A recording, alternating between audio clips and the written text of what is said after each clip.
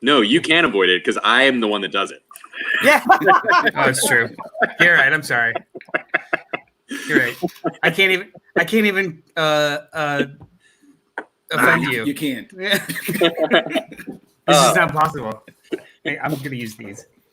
What's up to all our sidekicks and henchmen out there in the Geek Nation? You're listening to / perhaps watching Spoiler Alert podcast. This episode is called 4x4. Len, tell them why. It is called 4x4 because today on the Spoiler Alert, ladies and gentlemen, we are going to be reviewing 4 kids walked into a bank, as well as the first part of Dan Slott's run on Fantastic Four. Forevermore. There we go. Good job, Len. Thank you, JD. By the way, I'm Johnny the Strutto. With me this week is Len. Yo, what's up? Holla at your boy. And Brian Lieb. Hey, I'm Brian Lieb. And then Noel. Hi. Hi, guys. So, real quick, 2 sentences or less. Or less. What'd you do this week? Well, a sentence That could counts as one be sentence, Brian. a sentence could be very long. What'd you say, no? I caught up on a bunch of cool stuff. I caught up on reading a bunch of cool stuff, and then watched a couple of really cool movies. What do you got? Read or watch. So reading. One read and one watch. One read. One read. Just one. I read the second year of Mighty Morphin Power Rangers by Boom Studios. You were saying there was a lot of huge names on that. Yeah. So the way that the collections are kind of set up, it's the first 12 issues, the next 13 to 24. So it's like literally set up like years. But the collections are huge, and they've got a butt ton of Extras or something? extra issue. Like they did, like, I guess every single issue had a backup story. Okay, all right. But these they're all collected in the back of the collection. But the backup stories are by like some of the I had no idea these creators were working on a Mighty Morphin Power Rangers book by Boom Studios. We're talking like Dan Mora, Tom Taylor, Jamal Campbell. Okay. And it wasn't just covers, like they are providing covers, but they're also doing like these backup stories and stuff. Yeah. Some of them are in continuity, some of them are teases for future storylines. Like I did not everybody was talking about how great this series is, but I had no idea that like it's like classic feeling comic booking is going to come from a fucking licensed property about kaiju and mechazords, right? It's a really fun book. If you guys are ever even remotely interested in like cheesy but great comic books, you should give them a shot. Do I need to have any experience whatsoever with the Mighty Morphin Power Rangers as a property? Do you know what the concept is? I know they talk like this a lot, and then they do action sequences, and they're kids. That's it. They are given power to fight bad guys. If you can handle that concept, everything else is just plug and play. You walk into it. Okay.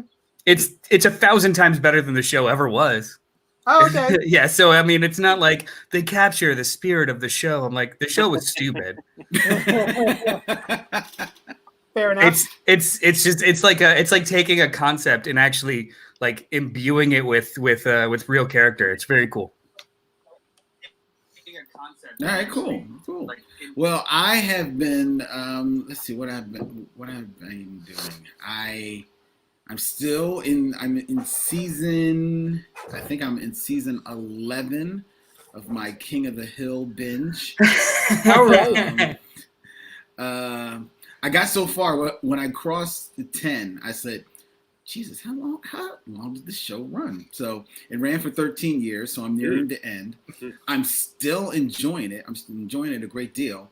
It's in season 10 that they moved over from hand-drawn animation to more computer animation, and you can see like the scene, like the lines are definitely crisper and stuff like that. But the comedy, the storytelling is still great.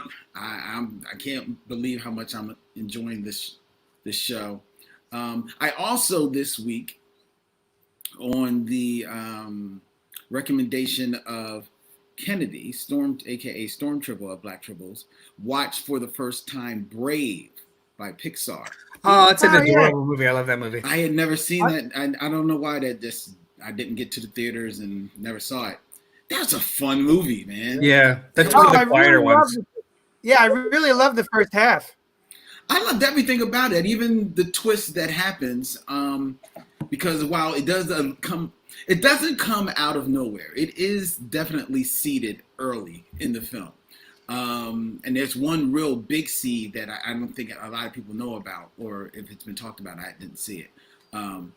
But I enjoyed so much of it. It was fun. And I think the part that I enjoyed the most about it is that while there is a protagonist in the movie, the protagonist is not what propels the story forward. It really is about the relationships of this family, without spoiling it, that propels the story. And that's Pixar's what it's mostly about. Pixar's perfect with that. Like if you think of movies like Toy Story and even Inside Out, which we just watched. Right. There's no bad guys in those movies. Like, I mean, Toy Story tried to make one out of Sid, but other than that, there's really no. He's a shitty kid, but he's not like he's just a danger. The actual protagonist is to them, right? Yeah, they're afraid of him, But in general, like Pixar has a really, really good way of doing that. Like the conflict itself is more internal or something that the antagonists or the protagonists provide. Yeah. Brave was fun. Brave was a lot of fun. Do you know the original title for Brave? I'm not like saying it would be a crazy spoiler, but you should look it up what the original title was. I mean, I think the movie it's an old movie, and the show is called Spoiler. It was Bear Mother. Bear. Oh, jeez. Was that really going to be the name? Or something like Mother Bear or Bear Mother or something like that. Yeah. Bear Mother. Yeah. My Mother the Bear. Because they didn't have the title Brave until almost finished into trying to figure out. Well, I know the story of it is that the movie was halfway down the pike, and then, or even 3/4 of the way, and they said, "Nah, backtrack." Yeah, totally that's what I heard. It's like the bear thing was an add-on. Interesting. They did the same thing with Dinosaur, right? The Good Dinosaur. Like that movie was changed 15 times. The Good Dinosaur was changed over too. Yeah, I know Shrek was almost entirely re-recorded. That was for a death though. Farley died. No. I mean that is also the case, but Mike Myers had recorded most of it, and he was like, "No, Shrek should be Scottish," and then they redid everything to make him Scottish. Wow. Yeah. I thought it was the other way around. I'm sorry. This isn't the Shrek podcast. We'll talk after. So I watched. I also watched a Pixar, and I saw Onward. Yes. What'd you think? I was not that interested in it to see it, and then I kept hearing hubs and bubs around about it, and people are like, "Nah, it's not great." And I was like, "No, it really doesn't make me want to see it." But it keeps showing up on the thing, and I was like, "I like the design of this. It looks cute. That guy looks like Jack Black." So I gave it a shot, and I'll tell you, it is it's for a very specific audience. I think it is. Someone who doesn't have a dad and has an older brother, and then there are fantasy themes. Mm-hmm. So I loved it. I thought it was great. I got emotional and stuff. I thought it was a lot of fun. And I cried a couple of times because there's some emotional stuff going on. Definitely. That speaks to me specifically. Whereas, they're trying to spend time with their dad because he's the best. I don't have a dad because he sucks. So that was a little different, but the relationship with the brothers was pretty cool. And I got to say though, I have always, because of not having a dad, I've always been very thankful about my mom. And so I'll shout out a happy Father's Day to my mom because she did all the dad work too. Like she did everything. Right. And this movie has a mom who is busting her hump for these two kids, trying to protect them and save them. And she fucking wields a fucking sword and shit at one point. And at no point does anyone go, "You've been here all along, Mom. Thanks for picking up the slack when Dad," I was like, this poor mother. No, see, anyway, I don't think that's actually true. If I remember correctly. Hold off on too many spoilers. This is not I've only watched the first half hour. Okay. this is not a spoiler, but if I remember correctly, kind of early on in the movie, first of all, shout out to, yes, it does speak to a specific audience. I think that if you are a fan of RPGs, you will love this movie as well. Yeah. Even though it technically is not an RPG, but it definitely has the trappings of it to a degree. But I think early on in the movie, if I remember, and I'm not good on the names, but the kid who goes through the adventure kind of, matter of factly said something about his mom being a warrior, which is then kind of picked up later. So there is a bit of a shout out there, because I think as bad as you're saying his mom is, the mom is in the movie, and she is, it's only later in the film that she fully embraces it in that way, in a kick-ass moment. To me, I thought it fired on all cylinders. Right. I loved it. I did cry a little bit. Pixar, man, get me. Yeah. Like when I watched Brave, I was like, oh man, finally, I'm watching a Brave. Brian. A Pixar is not going to make me cry. Oh, there it is. I'm sorry. They always get me. B. Brian. So that's you. That's me. There I am.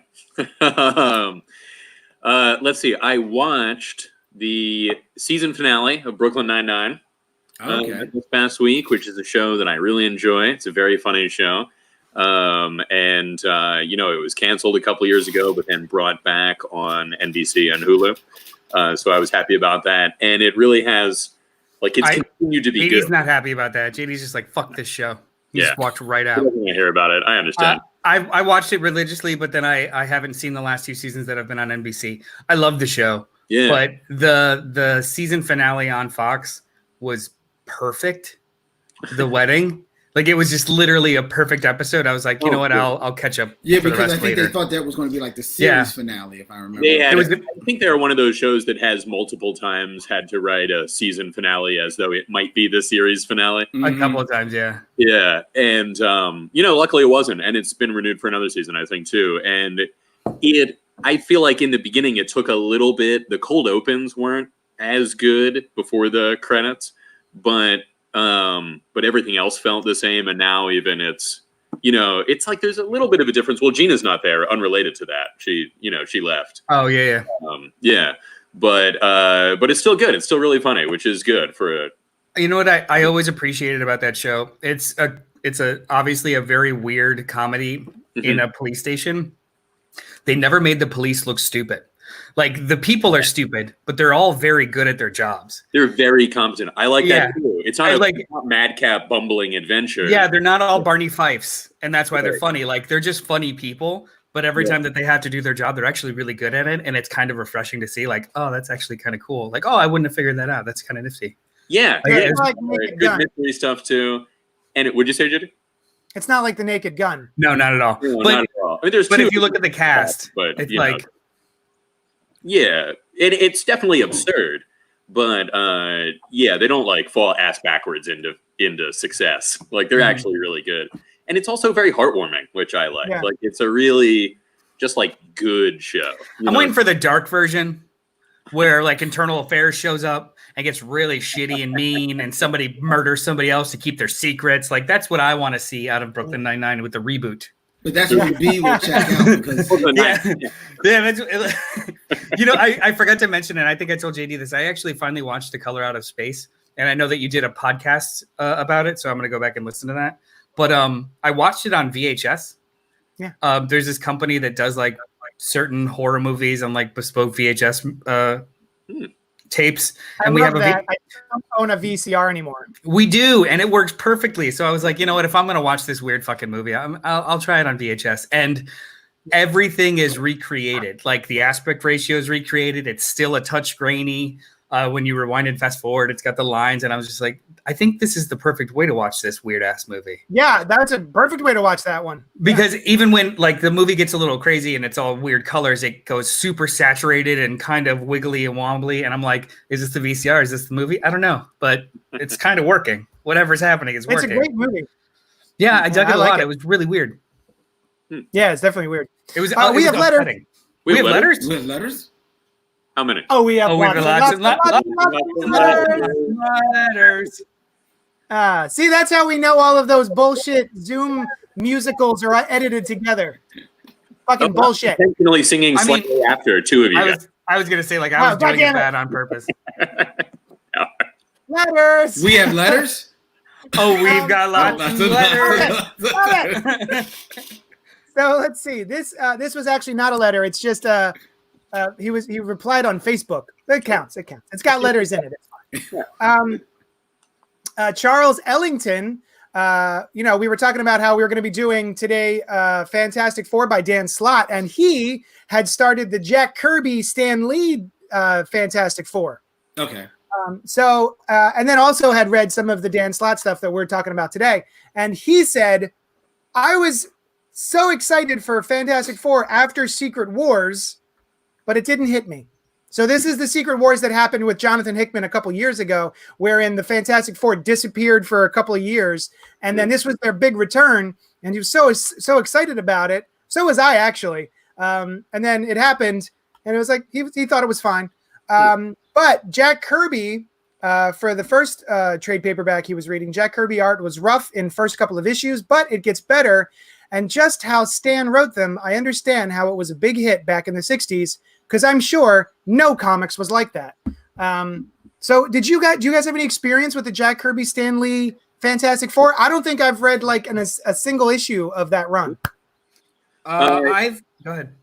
Oh, Brian. Yeah, I do. So I remember I had this book of like an early trade paperback with like early Marvel comics in it.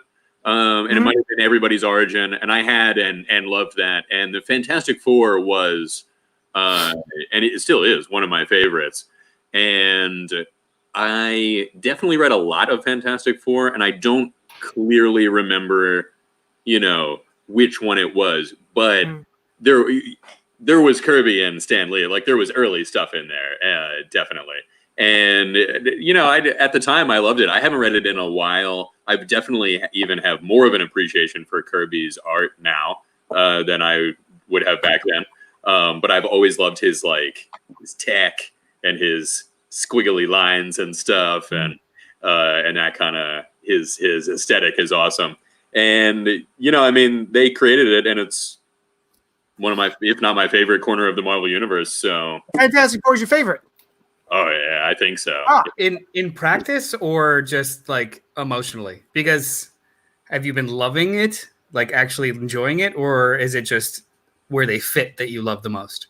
So I haven't read it in a while, but I did love this. I thought this was great. Spoilers. Yeah. So, but I have truly read and really enjoyed a lot of Fantastic Four comics. In fact, I have a recommendation for Charles Ellington.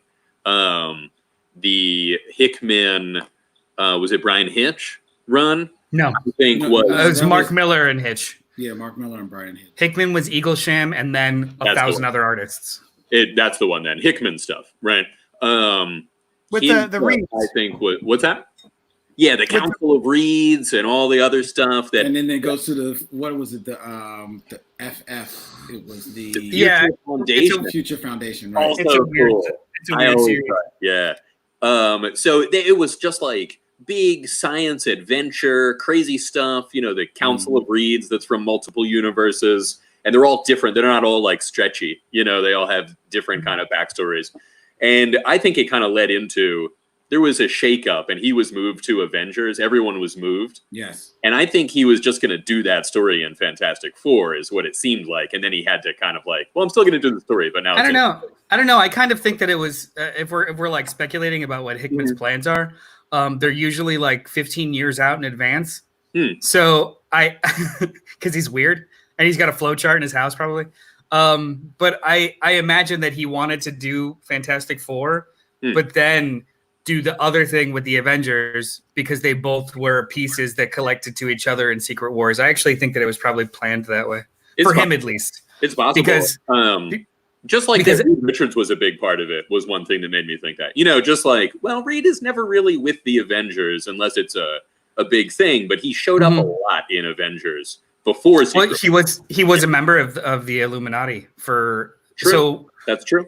Essentially, the Avengers run was a sequel to his Fantastic Four run, and I don't think that he could have done it exclusively in Fantastic Four because it was supposed to be an escalation and like much bigger. So it's like, well, shit, Avengers, and then we'll put the cast there. It's a good like 6 years of comics, and they're great. Yeah. And it begins with this Fantastic Four run, which when I was reading it, I was like, this is like second to Lee and Kirby. This is like definitively Fantastic Four. It's great. And so Charles Ellington and everyone, highly recommend it. Nice. Yeah. We have one more letter, and this is from Christopher St. Saucy. Good night. I think you've already recorded this week, so this will probably be too late. But if not, might I suggest you each pick a single issue from your personal collection to review? Sort of a back issue book report, but each of you do one. Sell that book to the other 2 or 3 members, depending on if Len is there. Called you out specifically, Len. I'm not sure why. Well, in the beginning, Len sort of popped in and out. Yeah, we're consistent. That's true. Some notable cartoons left off of your animated madness that I wanted to mention. Now, okay, so what he's talking about here is an episode we did for the Gutter Talk, right? Or was that just Black Tribbles? It was Gutter Talk, Tribble-ish amalgamation. It was a different show we did. Tribble Talk. We counted down all of our favorite cartoons ever. So some ones that we left off of that list, Len, were Mighty Max, Where in the World is Carmen Sandiego, Tailspin, Darkwing Duck. Yeah. We totally forgot about Darkwing Duck. Bonkers? No, we didn't. I forgot about it. Bonkers? You like Darkwing Duck? I said that I'm a fan of keep saying name in this list. Go ahead. What else is on this list? Bonkers. Yeah,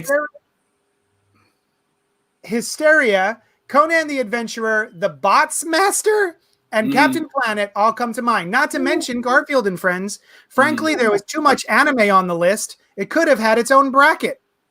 True. Now you can talk about those cartoons. Here's the thing about those shows. One, anime could have had its own bracket, but we were trying to encompass cartoons across a wide swath. So there are some anime that, kind of like leaped beyond just the world of anime and kind of like crossed over to meaning something to everyone. It was more broad appeal. And then there are definitely some shows on there that you like and that were long running, like Garfield and Friends or Captain Planet and stuff like that. But for whatever reason, in this madness, this animated madness of 64 cartoons, it didn't make it to 1 through 64. Doesn't mean that it wasn't good. Doesn't mean that it wasn't special to you. God bless you and the memories that you have with that show. But in the 4 of us, it didn't make it to 1 of 64. Fair enough. He continues, I get you love Avatar, but it is hardly revolutionary. I tried it a few years ago and just couldn't do it. I may try it again in a month once it's on Netflix. Also, having Full Metal Alchemist Brotherhood and not the original anime is a crime. And not according to people that watch that show, but go ahead. I just finished watching Brotherhood and woof, that show. The original is the only anime I have ever enjoyed. Chris St. Saucy, good night. Okay. I can't speak to his love of Full Metal Alchemist, whether or not he likes Brotherhood or the original more. God bless you, dog. That's whatever. If you want to say that Avatar is not revolutionary, that's fine too. However, you can't say it's hardly revolutionary without offering up your opinion of what it is either aping or what possibly came before it that was actually revolutionary. And I would challenge you to do so because I'm pretty confident in my cartoon knowledge knowledge and the combined cartoon knowledge of all of the gutter talkers here, including the absent but always missed Brandon, that we could punch holes in any show that you would come up with that is as revolutionary and as high quality from episode 1 to the end as Avatar: The Last Airbender. Bwam, bwam, bwam.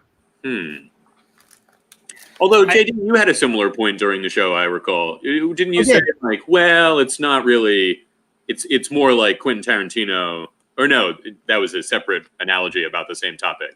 But you had a similar idea, right, then? Right, that it was not quite anime. It was Americanized anime, and it was a bunch of folks doing a love letter to things that they grew up loving, I think. But it's from top to bottom, it's still my favorite. I love it. And it's still one of the best on TV, which we've decided the best on TV, not one of. I believe that was the best. Right, Yeah. the best. And so the only thing that was close to it was its sequel. Kakura. Yeah. Yeah. Thank you so much, Christopher St. Saucy and Charles. Thank you very much. Yeah. Appreciate the feedback. Duke Ellington. What? Nothing. Let's. Oh, if he becomes a Duke. There you go. Am I in a lag? Am I in a delay? Oh, I heard you. Duke Ellington. Oh, sorry.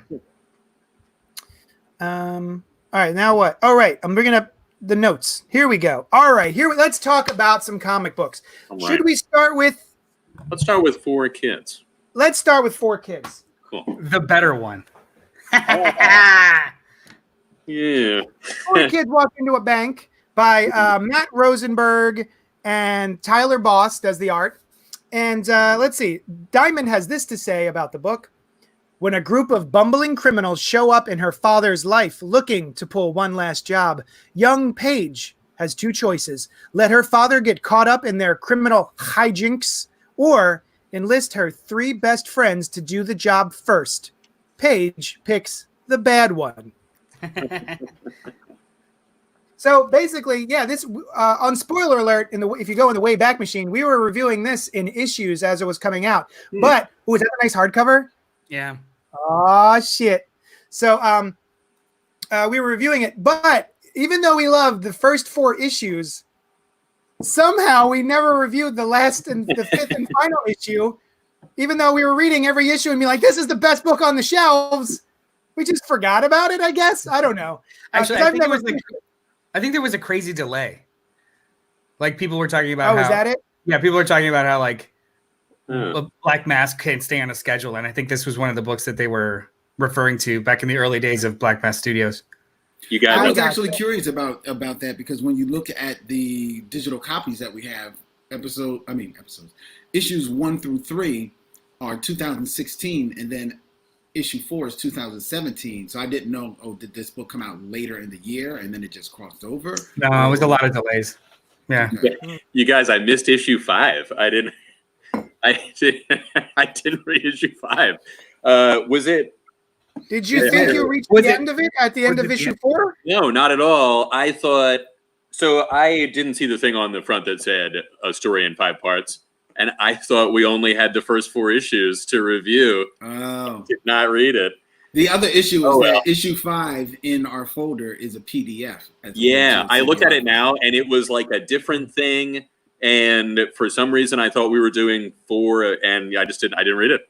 Well, but we're reviewing. we're spoiling it, but I don't think we're trying to spoil the end of it. I think we can talk about that. I have a specific question about the very end, actually. Yeah, let's talk about the whole thing. Okay. Yeah. So we're going to be spoiling this book for you later on. We're going to go front to back, so you got some time.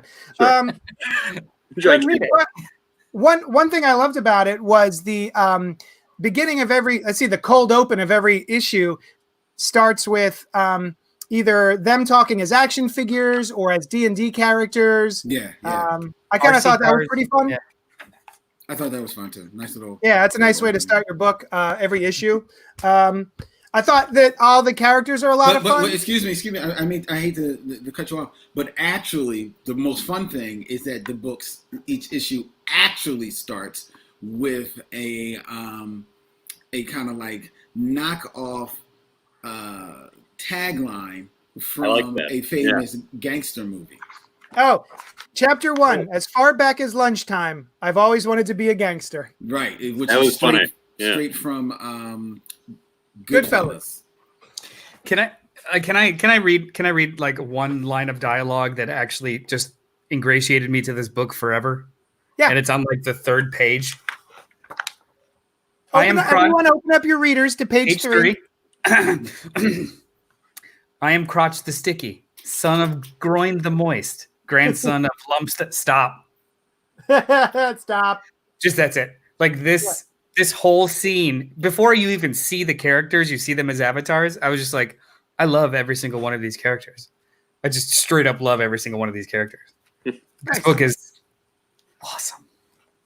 One of my favorites is that, you know, they're playing D&D in the beginning, and the one kid, the kid who always whispers, I like, and this is a theme throughout the book. When he vomits, where is it? When he vomits, he's vomiting orange soda, and the sound effect is Fanta. Yes. I didn't notice that. That's funny. They do that a lot. There's when they're trying to plot out the robbery with action figures, Burger gets upset and he crushes one of the action figures, and the sound effect is dick move. Yeah. And like one kid gets splashed with some chemical solution, and the sound effect is drugs. Yeah. That part was a little odd. The rest of it is so grounded, and then they use a truth serum that they sodium pentothal someone, and it works. That's not the only thing they use that works.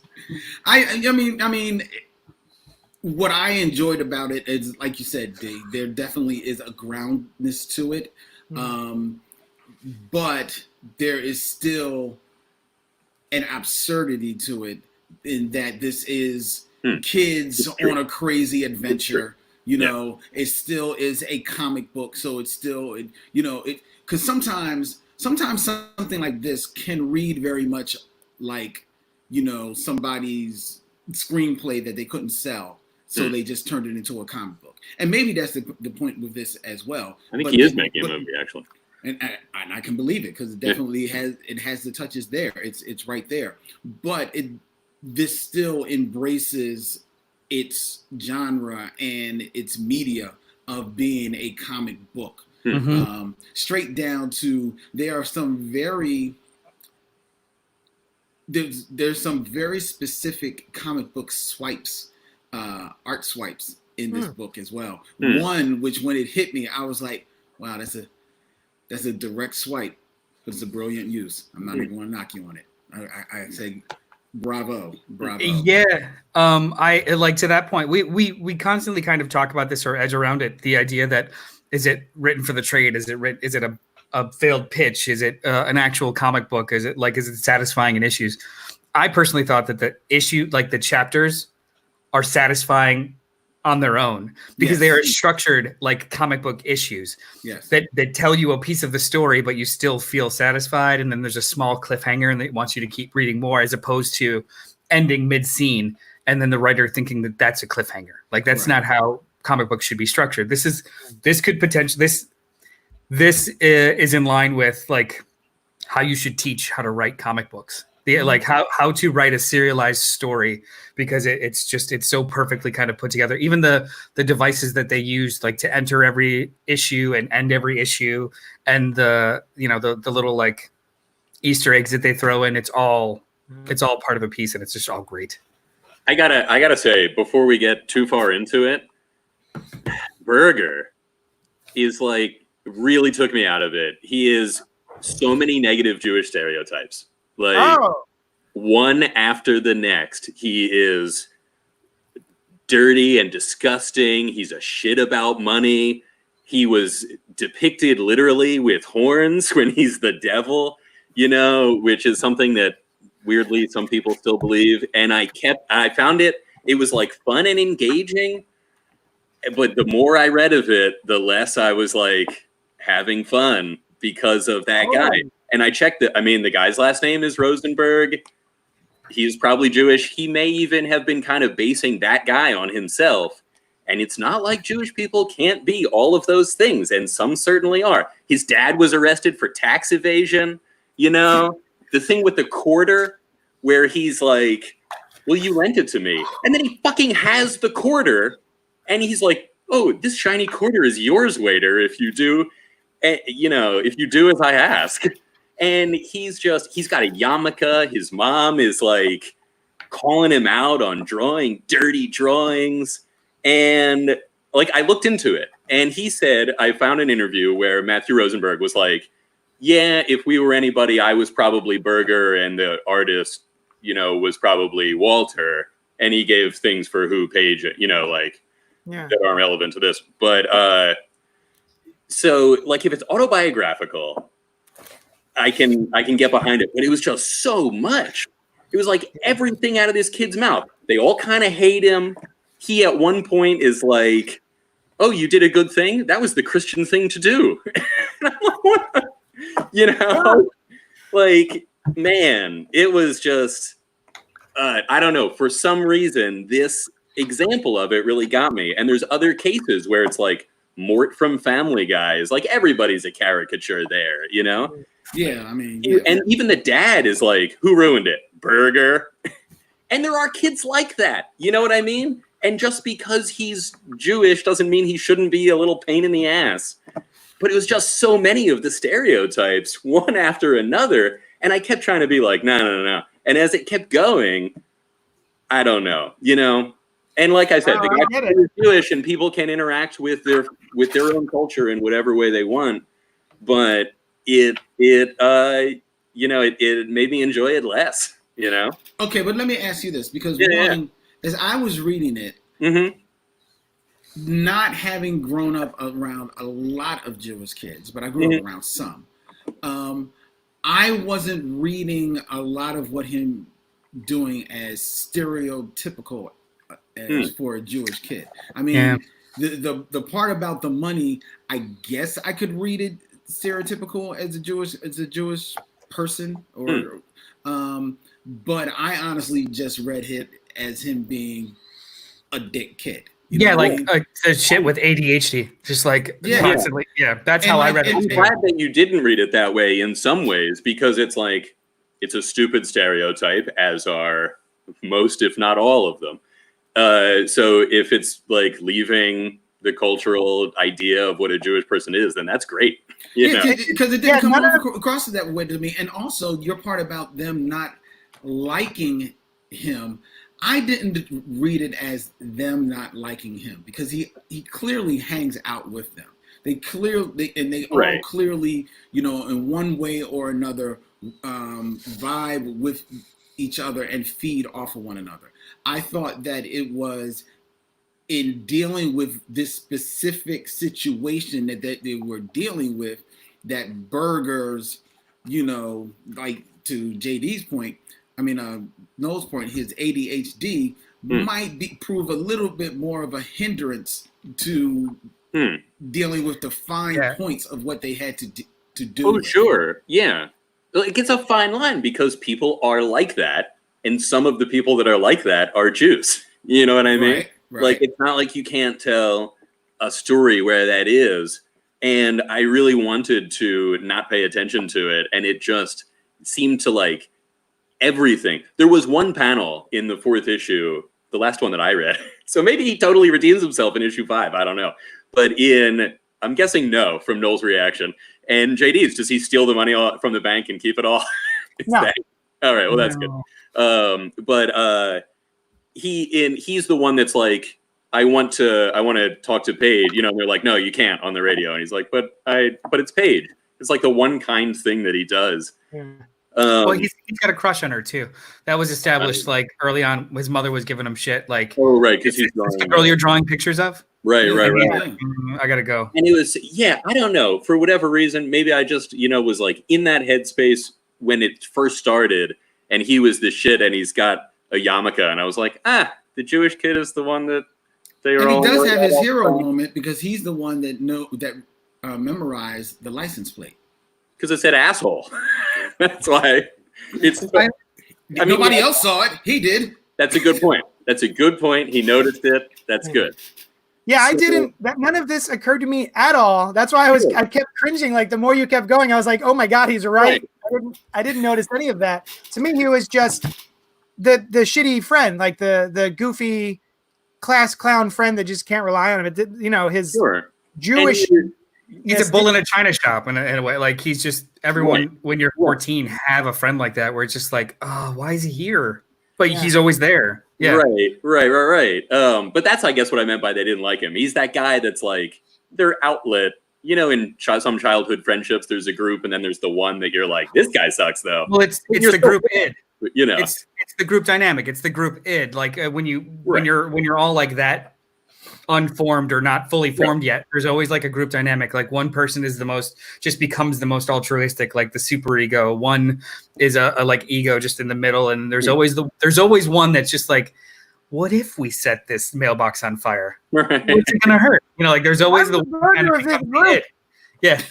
I'm the one everyone goes, JD, come on, dude. I've never said that in my life. And I'm not Jewish.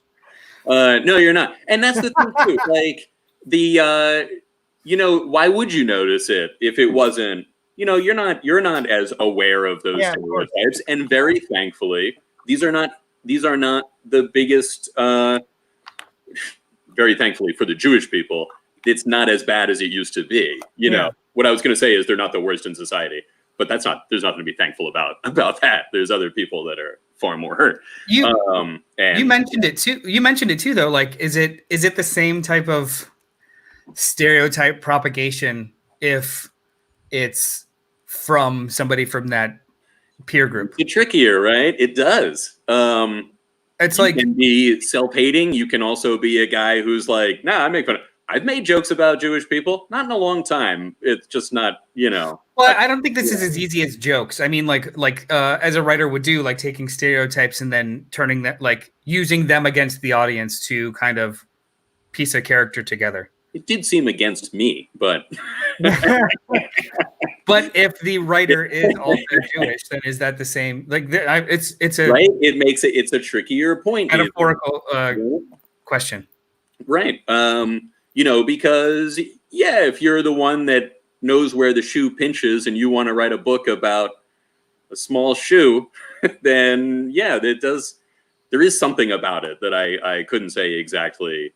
What allows you to do that? I think it's still better, the highest good to, I don't know, but not in all situations. Humor is a great illuminating tool as well. Was this used to illuminate? No, I don't think so.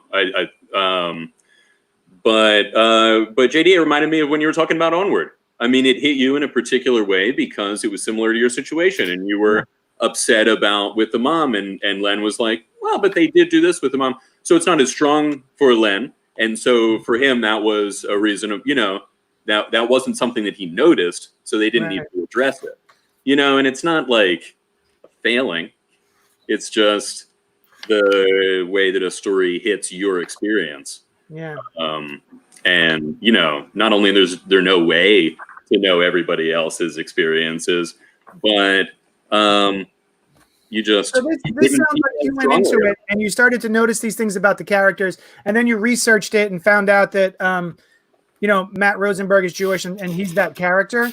Had you gone in knowing that, would that have affected your take on that? Like a few pages in, I went back, checked the writer's name. Oh, it's Rosenberg. Well, there's not a lot of Buddhist Rosenbergs out there. Right. Actually, there's a whole Jew-boo. There's a whole group of Jews that also embrace the philosophy of Buddhism. But who knew? Who knew? I like Len's reaction, just like, fuck it, all kinds. All right. Yeah, that's fine. Yeah. Okay. Well, Buddhism is, it's a philosophy as well. It's a whole other thing. But so I went back and checked it, and then I was pretty sure that he was Jewish, and I was like really trying to give him the benefit of that doubt too. And I was like, I'll look it up later. And then like in issue 3, when I finished it, I was like, let's look it up. And I couldn't find as much information about him as I would have liked. There's another Matthew Rosenberg, who is a novelist or a writer, a journalist, I think, actually. And he was sort of everywhere. I found like one picture in one article specifically about Four Kids Walk Into a Bank, and one like co-article with him and Rick Remender. So yeah, I mean, it's Yeah, it's rough, man. it's hard to say what the appropriate thing to write in a situation like this is, right? Like, you want to write about a shitty kid who's also Jewish? Why not? But it just hit me. Yeah, but he could be shitty in other ways that aren't. Could be, right? Stereotypes too. Yeah. The thing about the Quarter, personally, was really, like, that was where I was like, oh, this is just the whole focus of the book for me now. Is like, wow, I just saw that as a really, actually, well-written, funny bit. I dug it. But again,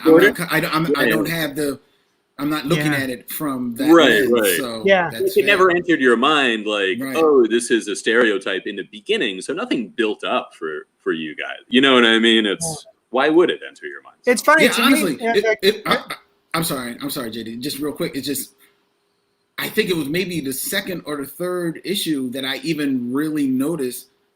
Oh, he's got a yarmulke on. I don't even think I even really noticed it. The first panel he was in, I was like, yarmulke. So yeah, you can notice it too. But later on, towards the middle of the book, I think I just started equating him with Jonah Hill. Like, Jonah Hill was the voice in my head.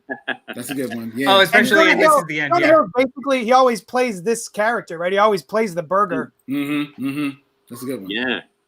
And Jewish people have a history of playing that in American comedy movies. Well, just like Jewish stereotypes, I mean, there's a lot of comedy that has come from that. From us, from ourselves, But even the kippah thing, the yarmulke thing, I think illustrates it perfectly. I noticed it in the first panel. It's a small circle that has little or no meaning to you guys. Why would you notice it? Why, like, it's not part of any world that you grew up in, but I saw them with done, It's right away. Yeah, I went and looked. It's right away. Yeah. But yeah, I mean, like I said, it's not a failing. I really wish you would have read the 5th issue. What's that? So I really wish you would have read the 5th issue. If only. Yeah. Well, we'll continue talking. You disappear and go read it and come back. All right. Or I mean, it's very centralized around Burger too. I don't know if that would have changed your. Maybe it would have. Yeah. One of my favorite Burger bits, though, made me laugh the most was the trampoline and the sound effect. He's not actually saying Fuck. Fuck you. It's pretty funny. He's scoring majestically. I love that panel. He's in so many fun ways. He's wildly competent. And that panel has the best comic book swipe of them all. Oh, is that this? Yes, the bottom panel. Is that Superman? Yeah, that's Superman, Frank Whiteley Superman from All-Star Superman. Wow. I noticed it immediately when I saw the post. Nice. Oh, and can I say also, all of that stuff being said, like that was happening in one side of my experience, and I did also find a number of the other stuff engaging and fun and enjoyable. It was like it was not a monolithic experience for me. Right. Like that kept taking me out, but I was like, oh, this other stuff is really cool. You know what I mean? So, yeah. I enjoyed it. I really enjoyed the characters as they were being developed through their dialogue, their chemistry with one another.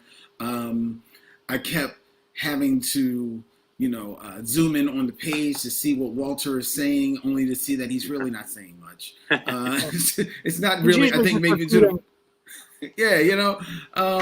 I dug Paige, her feistiness. I reconciled with that, even though there was not a lot of back and forth between them. But you could immediately see that she was cool with all of them, but the most competent of all four of them were her and Stretch, and that's why they were the better of friends.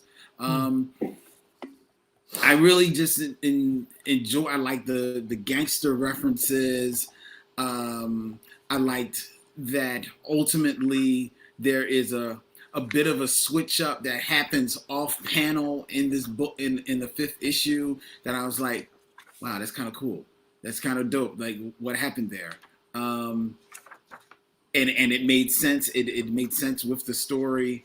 I really enjoy. I even like the art. The art was not what I was expecting because I remember looking at this book on the shelves and the issue 1 and the kind of like minimalist design of that cover. I was like, oh, this looks like it was kind of cool. But it was, by the time I had noticed it, because I think I reviewed it on Spoiler Alert and I wasn't on, it had hey Sam, it had already been collected. So when I would see it in the bookshelves, it was wrapped, so I couldn't open it. I was like, this looks interesting. I don't like buying books that I can't at least look through, you know? So I was like, oh, I always want to go check this out. So that's why I was glad to check this out. And that art is not what I was expecting, but I still quickly, it sung to me. Like, you know, the small panels, the storytelling of the artwork, that is definitely another swipe. I think that's the slow motion walking, like badass walk. Yeah, I think that's from Quentin Tarantino. I think that's from Reservoir Dogs. Reservoir Dogs. It's just this is a great book. Very I good. agree. And I can see we why it's one of your issues. favorites, JD. I can easily see that. Well, the one thing I want to say about this is because I read it in issues the first time, and then I just read it as a trade paperback, all in mostly I think one sitting yesterday. I think I like it better in issues. Actually, I think by the time in one chunk, by the time I got to the end of issue 4, the beginning of issue 5, I started to have a little bit of. I was a little tired of the constant back and forth of the dialogue and everything, and like the snark. After a while, it felt a little bit like a crutch, and I'm like, okay, can we? Like it's funny. It's funny for a while, and then it starts to be like, can we do a little something different? So I think had I read it all the way in issues and each issue having its own time to breathe, I would have enjoyed it more. But I definitely felt a little bit of malaise towards the end there. That being said, I love the end of it. I know Sushan blew through it as well the other day. She's been reading more than I have on my stack of trades. And she's like, I can't wait for you to get to the end so we could talk about it. So I was like, oh, I'm excited. She didn't like the end. I love the end. I thought the end was perfect. And Sushan was like, nah, I don't like the end because there is a hard turn from like whimsical and funny and snarky to like, consequences. Yeah. It's a real hard turn. And honestly, I think it's incredibly earned. Oh yeah. Yeah. It's uncomfortable. It's upsetting. It's realistic in so much as the whole concept of 4 kids successfully getting that far into robbing a bank. Yeah. With their own sleep serum or whatever. But it was sleeping gas. Oh, Sushan heard me talking. She wants to come in and add something. Oh, come on. All right. It's just that it's not that as an adult I like the end because in a rational way there should be consequences, right? But as just like the abrupt change of like whimsical kid death, that like I don't know, that just it's jarring. Spoiler alert. Oh. That was my question though.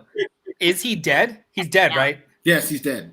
Yeah, I mean he's out at the end. No, not one of them dies. Oh, he's not dead. But he's not there at the end. Yes, but we don't see him die. Right. And if that happened when I was a kid and survived, I might not be those friends anymore. So like would years later they still be friends if he did survive? Well, that's what I was thinking. But yeah, like I think he's dead also, but there's no confirmation. Okay. We don't see a body. I think the way storytelling works is that the author is very clearly showing us that he didn't make it. Not that like, off panel, he decided to move, you know. Okay. Thanks, honey. I wanted to tell you why. Okay.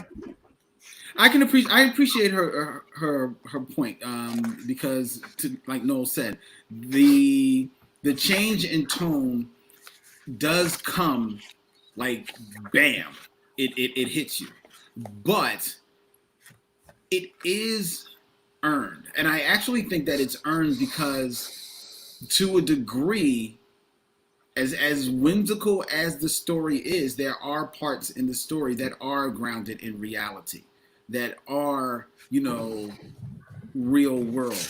And there is always a reminder there somewhere along the lines in each issue that there are consequences. Even if you may not see the consequences there's this ticking clock of the consequences are coming if you keep down the road that you are on, right? Yeah. So that when it does come, it can be abrupt because you've been keeping down these roads despite all the signposts that you have been passing saying, turn the fuck back around. Yeah. You keep going. That means that the consequences are going to be even more and more dire because you just keep barreling on ahead. And then they become dire as fuck. Yeah. You know what? If it was just, it's technically like 2 turns. Something happens and then the character responds just as extremely, right? Yes. Another character responds extremely. If it was just the one, then it would have felt like if it was just the first turn where, this kid gets shot, it would have felt like fabricated in a way. But then the response to also like match force, yes, then it automatically felt like, oh shit, these are people making stupid, like actual stupid choices in duress, and now it feels real and it feels scary. And what the fuck? Like, and it really worked. If it was only one or the other, then it wouldn't have worked, but it was all paced so incredibly well. And it also had that like fill-in panel. So like he didn't abandon the style of the book when it turned raw, because it still has that like, under no circumstances do you shoot a child. Like it still had those kind of like weird comedic flourishes, but it was during something a little bit more real and scary. Yeah. So I actually almost appreciate the fact that they maintained the tone of the entire book during the crazy parts. Yeah. And it made it feel even more, stomach turning, like, oh, this is real now. Ugh. Yeah. Yeah, I like that. When there's always a panel when violence is about to happen, everything goes black and there's like a PSA where the violence should be.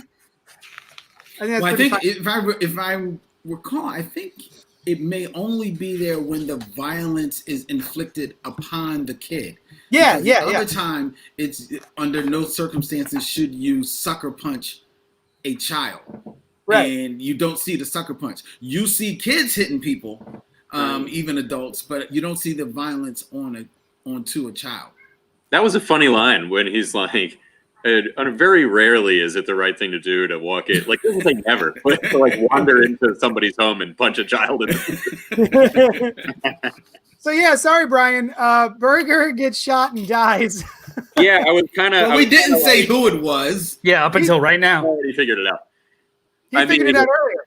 I figured it out putting 2 and 2 together where I was like, is he the hero in the end? And you guys are like, well, and then somebody dies. From his perspective, he thought he was being a hero because he was defending Paige. Like it was a character turn for him, but it turned out good. Yeah, and he wore a cape. He did wear a cape. That is cool. I mean, capes are cool for sure. For as much as the characterization up until this point, it was his version of a heroic move. Yes, but because it's the real world, it was not. It didn't work out for him. It was not the move to make. Yeah. I mean, so you're right. Maybe you would wonder, Noel, if I read this last issue. A good heroic move does a lot for me. You know what I mean? A good character turn at the end can go a long way. Yeah, I don't know how I would have felt, but maybe I'll catch up. Maybe I'll report back. It's like botched heroism, which still kind of counts for me. Yeah, the intent is what matters in those instances. I mean, it also matters if you succeed. That is a big. Just as like the last act of a movie, though, like it's this 5th issue is filled with some of the most fun art and the most fun like gags because it's the Watchmen. Yeah, that's cool. It's they're 9-panel grids. This whole sequence is 9-panel grids and like Watchmen colors and stuff. The last issue is just as enjoyable as the last 20 minutes of a heist movie, where everything that's seeded before starts to ramp up and then pay off and pay off and pay off, and things that were intentionally held from you during the course of the story to be a surprise later are paid off. This is just great. I'm sorry. As I'm flipping through, I love a page like that. Yeah, those are cool. Where you've got the segments, you've got the cutaway of a scene, and you can see what everyone's doing. Mhm. I pointed this out to Sushan last night, which she didn't notice. The dad is downstairs masturbating to Frankenstein sucking off the Wolfman. Yeah. Yep. He's into real weird porn. Yeah. And With also, actual penetration. what's that? With actual penetration. Interesting. Yeah. And that is some pretty advanced monster porn. I mean, his whole body is like that. Yeah. The penis is like that as well. I'm glad you're impressed by their cosplay. I'm starting to wonder if it is cosplay. It's an actual snuff film of the actual Wolfman.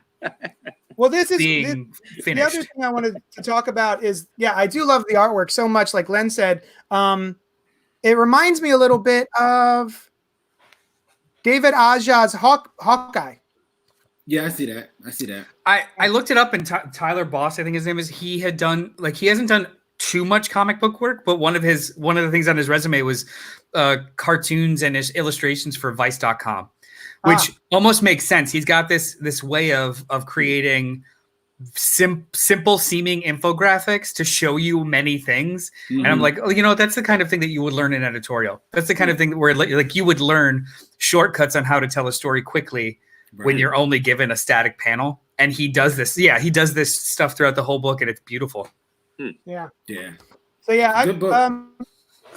I would recommend this to anyone listening. I think this, I've been recommending this for a while from Black Mask Studios. This, as well as Matt Rosenberg's other book, We Can Never Go Home, I think are fantastic. Would you guys also recommend it?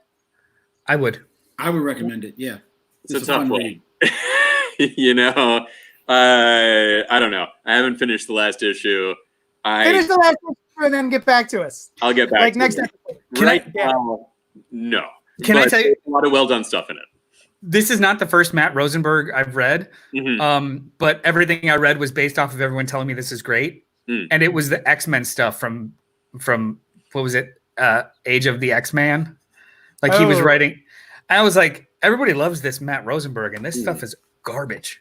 I think that has a lot to do with that whole debacle. I know. Yeah. And that's just it. I had a very bad experience, and more like an indifferent experience with Matt Rosenberg's writing. And this is so much more than I was expecting. This is so nice.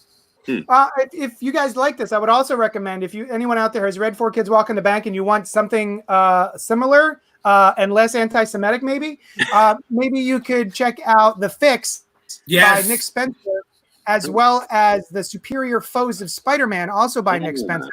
Exact same vibe. I highly recommend all of those. I haven't read the sinister villains of Spider-Man's buddies and his amazing friends. I haven't read that. Flip Part 2. But The Fix, I have read, and I can wholeheartedly recommend The Fix. I think, without having read the Spider-Man, so I can't speak to that, The Fix definitely fits in the wheelhouse if you like this book, Four Kids Walk Into a Bank. And I think The Fix really is right in that wheelhouse. And it's adults. I don't think it's anti-Semitic at all. I think it does play around with some stereotypes, as I'm trying to remember off the top of my head, but that's in kind of like your typical action crime movie way, I don't think in any type of offensive way at all. If it's there at all, it's funny, it's action filled, it's timely, it's good story, it's good crime. It's just a good book. Please read The Fix. Also, just if I may, on the topic of when you called it anti-Semitic, even that I was wrestling in getting ready this morning. I was wrestling, even saying, is it anti-Semitic? You know what I mean?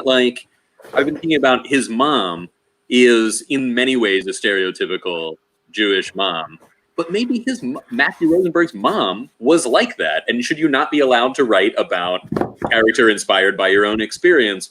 So even anti-Semitic is different. It put me off. You know what I mean? And as we've been Yeah. it was a It's fine. not in malice, right? Even if it does rely too much on stereotype in a off-putting way, you would agree none of this is actually in malice or against Jewish people or painting a terrible picture, or would you? He probably Not a would good say he's painting picture. a terrible picture. But in malice, like I don't want to show you just how pervasive Jewish people can be with their stereotypes. And here, look, like it's not. Is it pernicious? I don't know if it was in malice. That's part of why I looked it up to see what his background was to try to gauge. I mean, I would hope not. I would hope it is more insensitive I guess to how other people might feel, even though he is also Jewish. It's such a fine line. so. I'm asking your feeling. Actually, I didn't phrase the question correctly. I'm asking how you feel. Did I feel like it was malicious? Yes. I mean, I wanted it to not be. That was how I felt. I was like, oh, I hope this is not. And not necessarily. It could just as easily be like, hey, I was telling this story and it struck you, Brian Lieb, that way. Yeah. So I don't know. I hope not.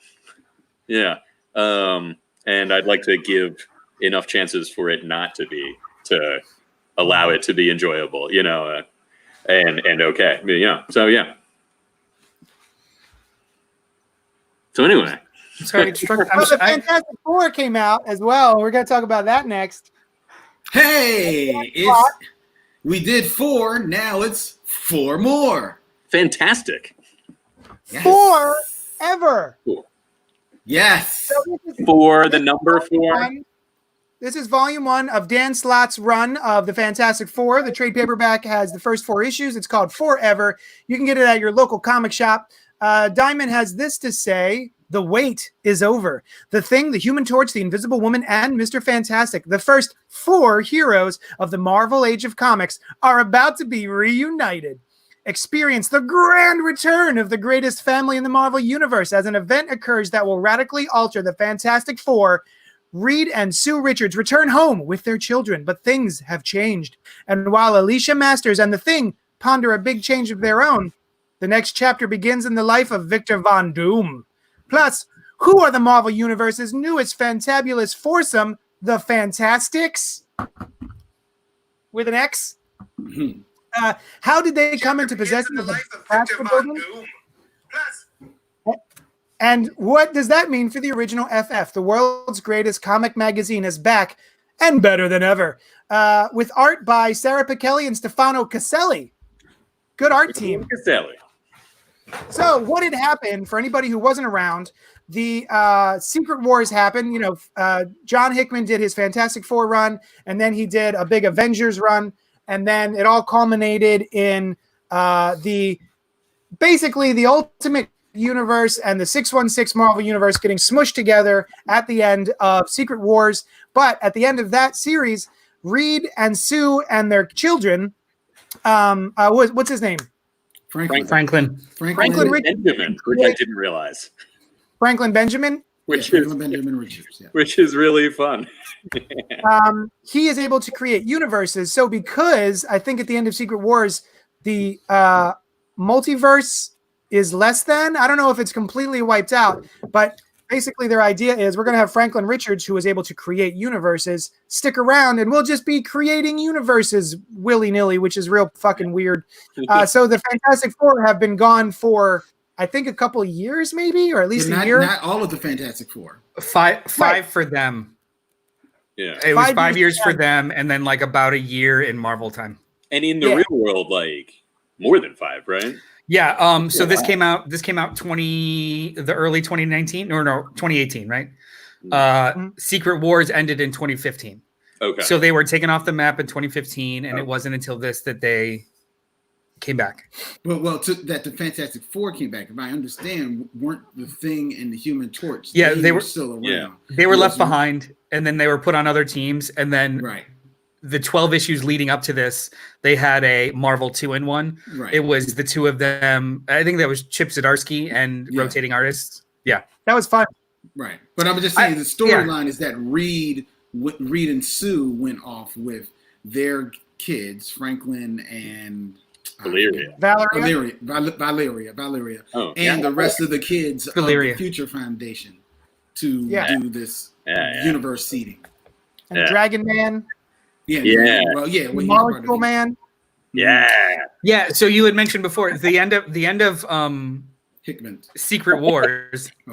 The end of Secret Wars is the Molecule Man recreates the multiverse, but then they go out and try and create more or go and create other universes at the same time. So like the idea is that, everything's back to normal, but we're going to go explore more of these things. We'll create them and explore them and create them and explore them, like kind of almost like keep building on the multiverse, which I did find weird also. Like, hey, I'm going to let this teenager use the power cosmic to create a universe, and then we're going to go traipse around in it and fuck around with like the life that's in there.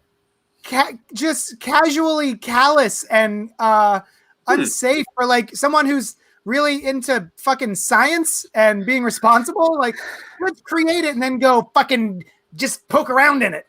Well, but isn't that what scientists do? Science create stuff and then poke around in it. You're explorers.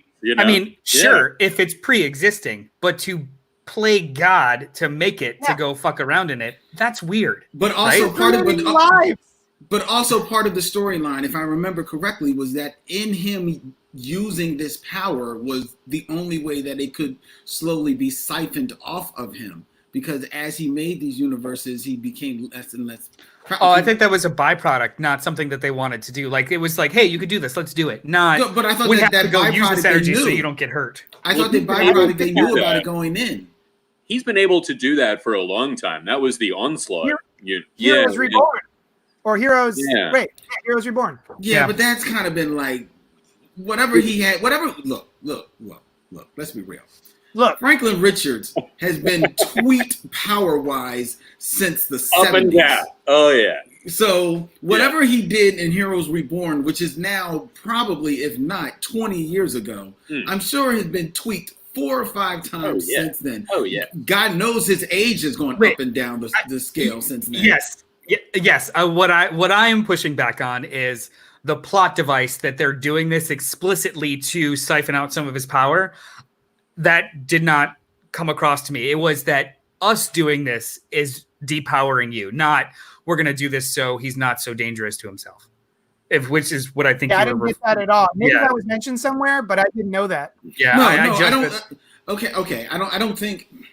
If that's what you were inferring, that's my question. I was inferring that, but as it being I think that Reed. I'm not even going to speak because I didn't read Secret Wars because I didn't care. Because it was good. And I've heard it was good. I'll give it to you. God bless you. No, that's fine. Thank you. Thank you, Brandon, because he's been on me about that too. Well, because I read John Hickman's Fantastic Four, just to speak it to JD's question earlier. It was deep. I'm a big fan of Stan Lee and Jack Kirby's run on Fantastic Four. I've read, if not all of it, most of it. I appreciate the big bombastic adventure that the two of them crafted together for the Fantastic Four in making which was the tagline of the book, the world's greatest comic magazine. And they were truly Marvel's first family because you had the A-team of Stan Lee and Jack Kirby drawing this book and writing it.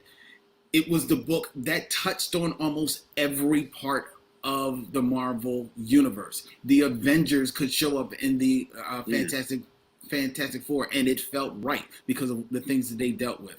Spider-Man could show up, and it felt right. Silver Surfer could show up. They could go down to Atlantis. They could fuck with the Inhumans.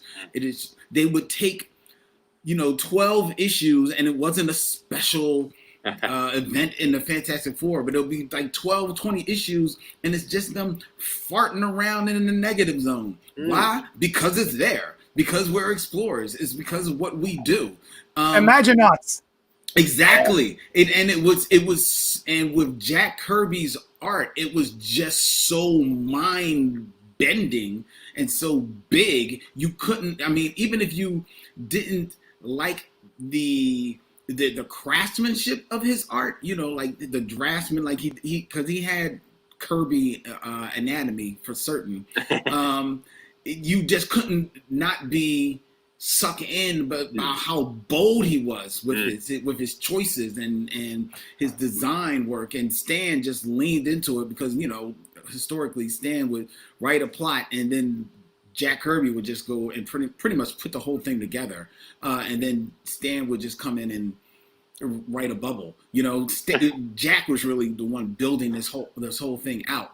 And as much as I was a fan of Byrne's run on Fantastic Four, having reread that now, it still holds up as good and it has its moments, but a lot of it is warmed over Kirby and Stan Lee. Is the Wade run good?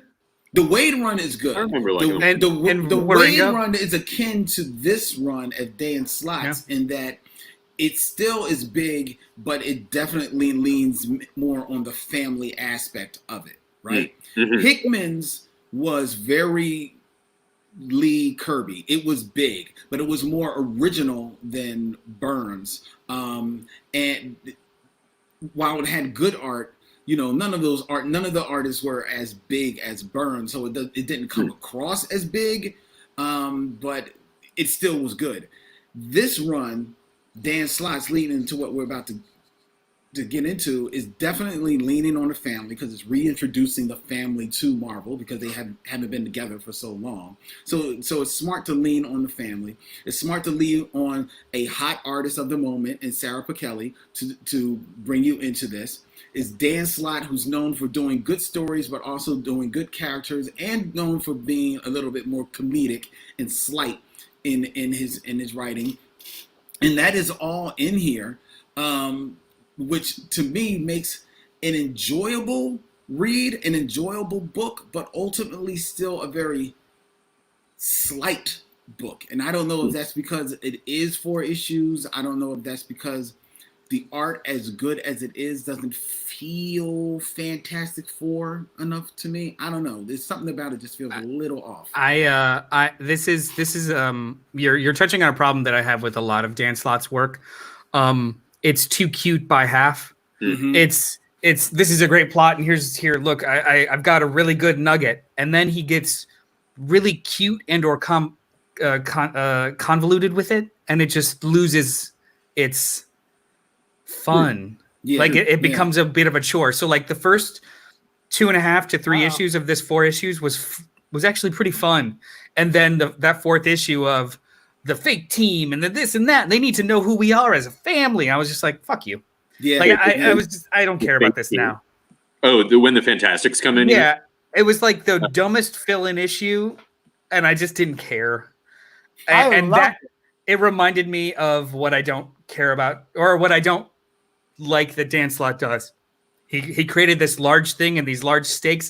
Immediately it's done, which is comic booky. That's cool. But then we go back to Earth and it's cheesy, and I didn't care.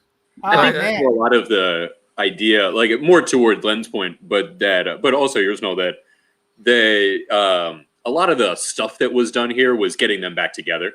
So there's like a major story element that is not going to be like that mind-blowing of a story. It's just like, let's get them back together. You know, that kind of thing. Yeah. But I still thought their adventure kind of thing was cool. The way that they solved that problem. You know, it was like, all right. Issues 2 and 3 were awesome. Issue 1 was like, cool. There's no Fantastic Four here. Right. The Impossible Man thing, though, addressing that was a lot of fun. Funny. Yeah. Issue 2 and 3 were so fun. I did not see I should have, but I didn't see the cliffhanger of bringing everyone that's ever been a part of the Fantastic Four over. That was like awesome, classic comic booking, and it was funny and it was cool. So like the 2 middle issues were so great, but the first issue was slight, and I was just like, okay, cool. Like this feels like the first half of a better issue. Yeah. And then the 4th issue was just like I slugged through it. Like so again, it's like a weird microcosm of how I always end up feeling when I read Dan Slott's work. a handful of really, really great ideas and like high peaks, and then he indulges himself, and I just get really bored and drop off. You know what the first issue felt like to me? The first issue felt like when you would, this is dating ourselves definitely, but when you would get an issue of Wizard magazine and they'd have the very special 0 issue of the new Fantastic Four in there. That's not even dating ourselves. They still do that shit. It's just a 0 issue or a free comic book day issue. That's true. That's true. That's what the first issue felt like. It was like, it's just all set up, all preludes, all before. And honestly, I also think that was needed because if you weren't reading Secret Wars and you weren't aware of the last 5 years of there being no Fantastic Four, I think it was extremely important to set up what them not being around has affected, how that has affected the people who are still there, and how important the FF are to the world and to their family. So when we get to the end, and he does the big, he takes the Fantastic Four, the flare gun, and makes it the size of the planet. I was like, oh shit, this is great.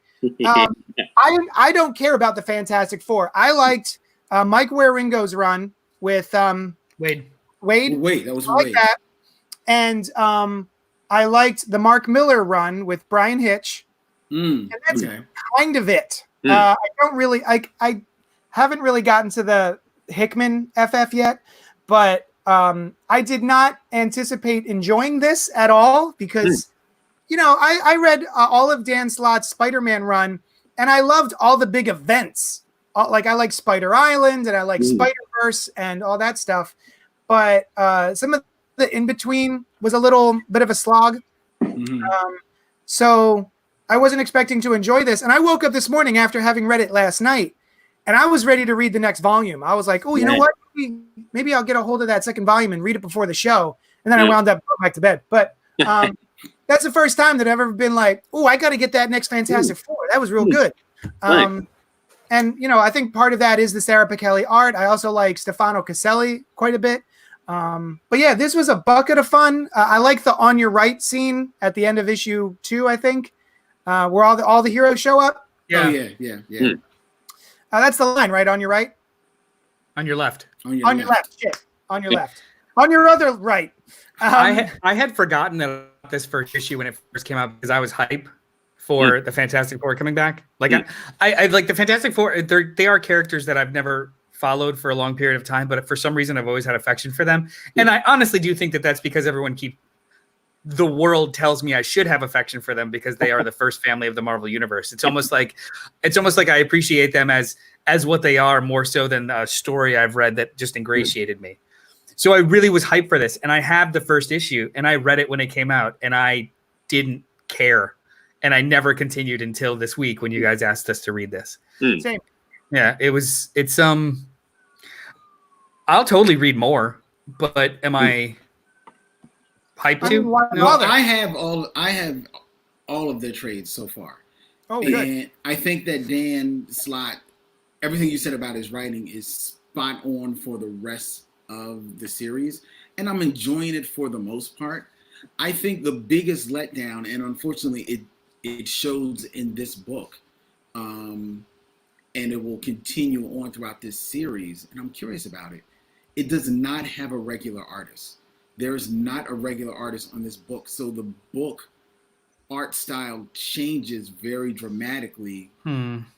Sometimes within stories, so it's not even like story to story. It's something like I think I've got 4 or 5 trades now, and there's not one storyline that has a solid artist throughout it. That bums me out. And that's really, it bums me out. One, because of what historically the Fantastic Four has meant to me, and what I know that historically they've meant to Marvel. And it also bums me out in that I think that's a disservice to the story, even though I still think that some of his story is a little bit too cute for school. There are some fun ideas and fun bits that are there, and I don't think they're always, helped by the artist that's drawing that particular bit at that particular time. Anthony D mentioned Dan Slott's Silver Surfer run. I really liked. I stopped reading it for some reason. I think I was just really busy. But if I'm remembering correctly, it's Mike Allred on art. Who is Yeah, I great have the for omnibus over there ready to read because I had heard it was always so great and I want to give it a shot. It's just it's on the list. I liked it. I really liked it. Not just the art, but also the take on the Silver Surfer. I thought was really cool. Did you guys catch the Batman Beyond Fantastic Four reference homage? Ooh. The Fantastics, I think. So yes. Yeah, I just looked it up. The Terrific Trio was the name in Batman Beyond, where there's a two-dimensional guy and a big lava monster and like an ethereal woman, and that it was clearly a Fantastic Four homage. And then here, there's like an homage to the homage. It seems like, which I thought was cool. Yeah. Hey, real quick, can you guys see? I put Anthony D's comment on the screen. Yeah. Can you see that? That's why I commented on it. That's why I put it up. I wasn't sure if you were commenting on it. You couldn't see that I posted it. Yeah, Okay. yeah. Anthony D mentioned. I don't know if so. Brian, you had read some of it. I haven't read any of it, but I want to. I'm ready for it. And it's weird. I desperately want to like Dan Slott's stuff, but it only ever happens in chunks. Like Superior Spider-Man, I thought was fucking brilliant, and I loved every second of it. But then it's like the Amazing that was before it, I kept falling on and off of it because it kept losing me. Like JD said, like the events and the big ideas were really fun, but then all that stuff in between was just fine. It was. So I kept falling off, and it was 3 times a week, and I found myself like I'm reading comics every week. Oh yes, yes, 3 times. It felt like 3 times a week, right? But it was only. It's like, why is this even a concern? I'm reading multiple comics every week anyway, but I just felt like, it's enough. It's too much already. With the what do you guys think about Dr. Doom in this? I thought it was a cool. A new deal for Doom. I loved Infamous Iron Man. Okay. And this is supposed to kind of take place after that. I found all those issues too, and I plan on rereading them. I loved that for the character and the way that has anyone else read that? No, Yeah. It looked cool though. Great. Yeah.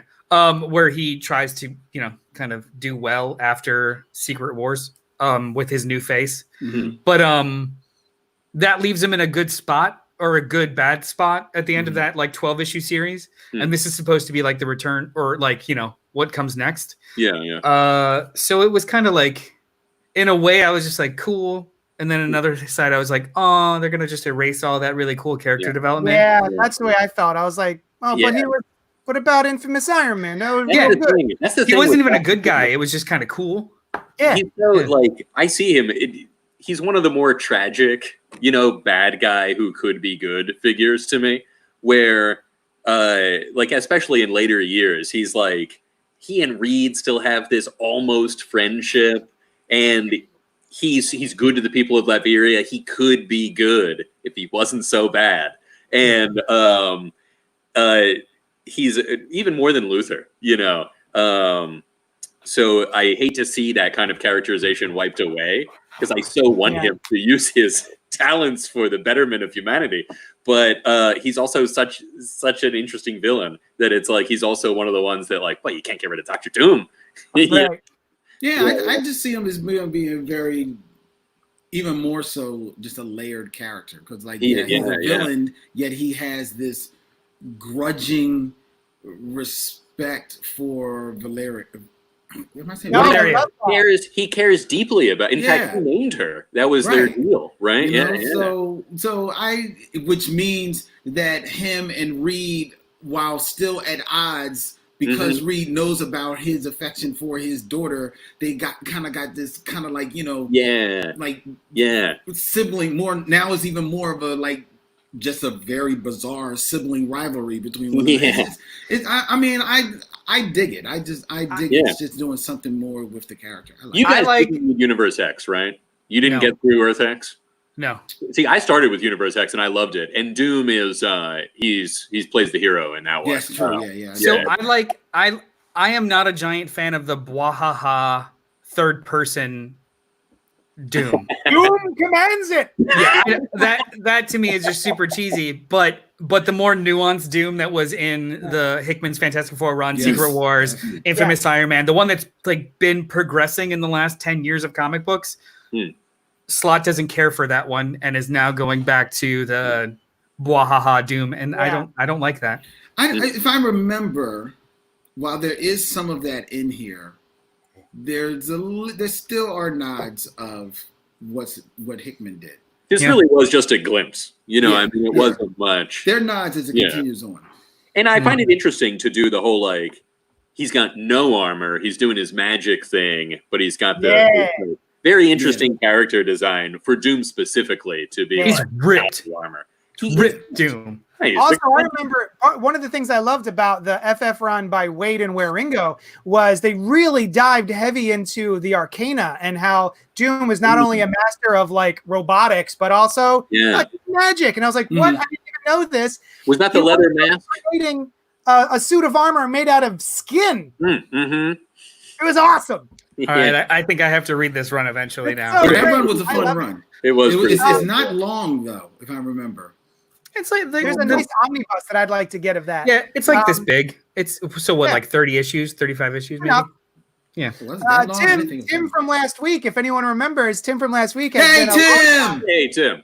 longtime best friend of the show. He's been on several of the shows. Tim from last week. He owns Comic Zen in Lansdale, PA. He says the build-up for FF was really done in the 2-in-1 with Johnny and Ben. We didn't need that FF #1, and to that I say, if you didn't read that, Right.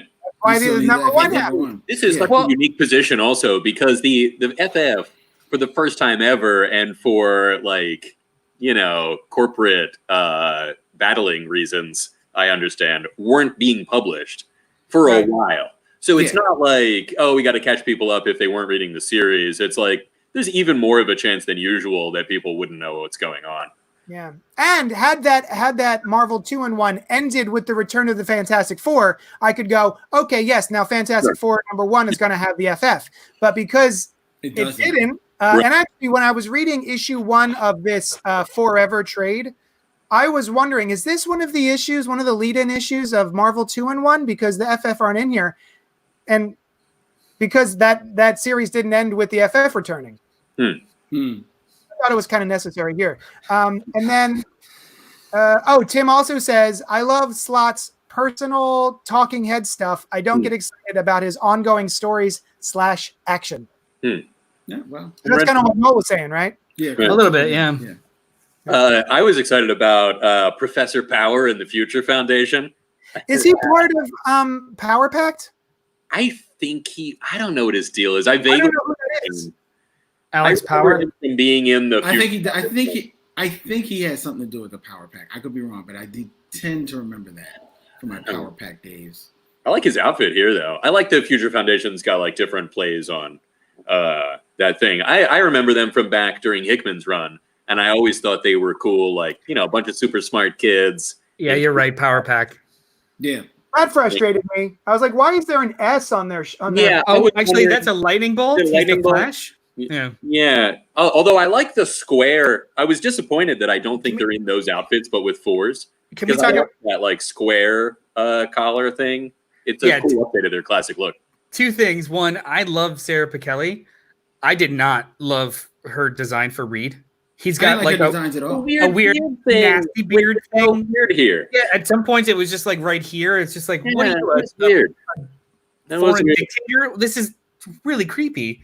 And then also too, you're showing their suits where the 4 looks like a lightning bolt, and then later on he makes fun of the Fantastics for it kind of looks like an E instead of an F. I was just like, Glass House is big guy. That looks funny though, making fun of that. My understanding was that Reed and Sue changed it because they're not part of the 4 anymore. I was just guessing, but no, it shows the 4, and then Valeria's got 6, and Franklin has 5.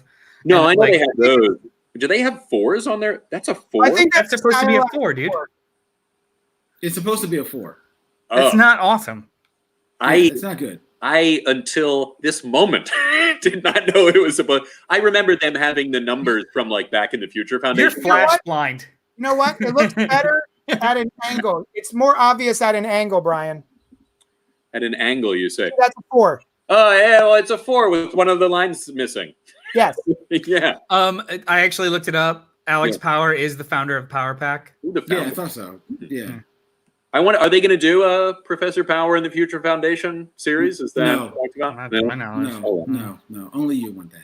I like the Fantastics. Every time I see this cover, I always want to read it. So I'm glad I finally got to it. I mean, it's a cool, dumb little story. I didn't mind it.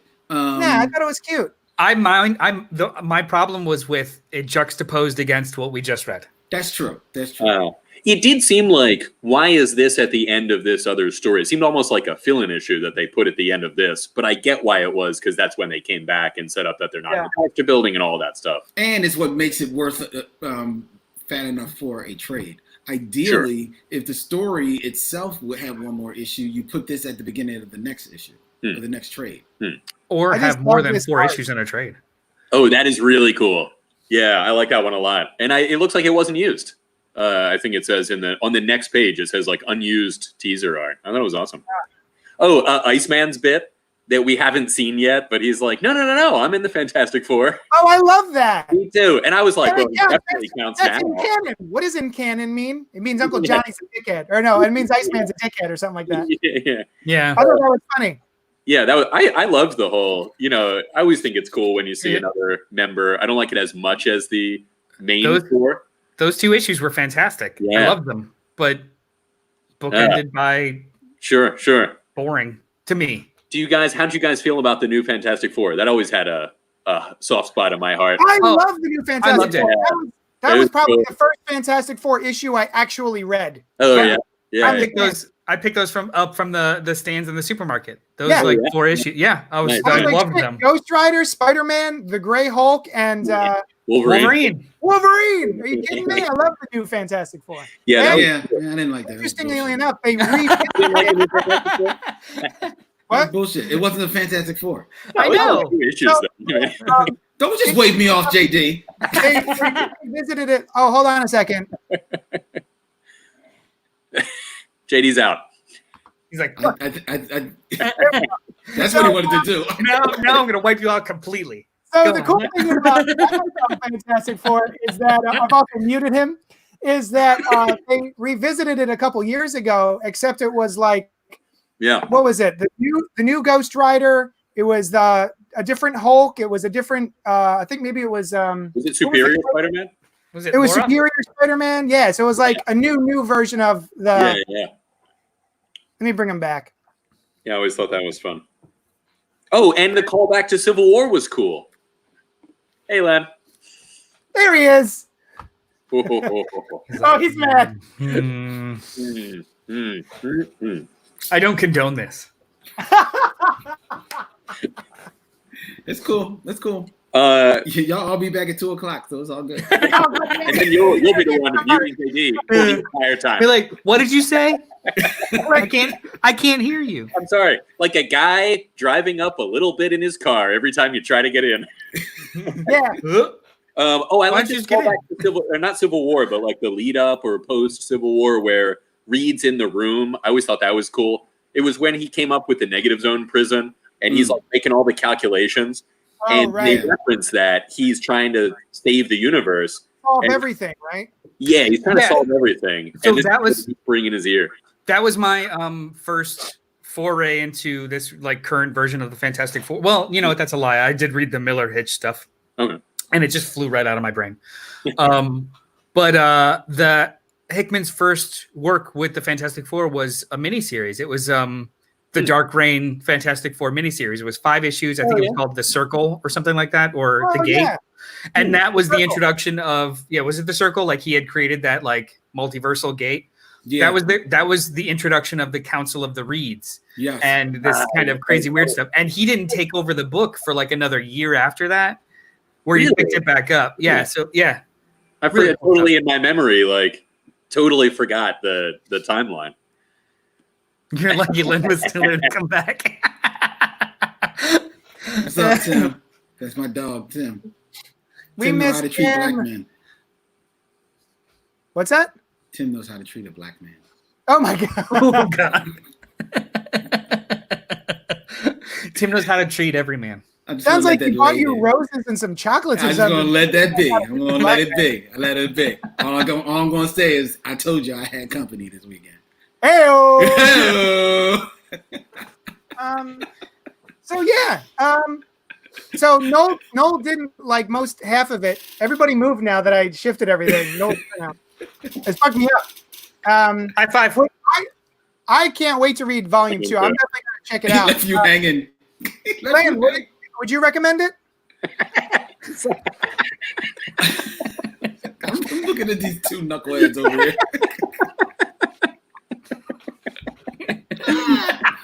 He just got rid of us.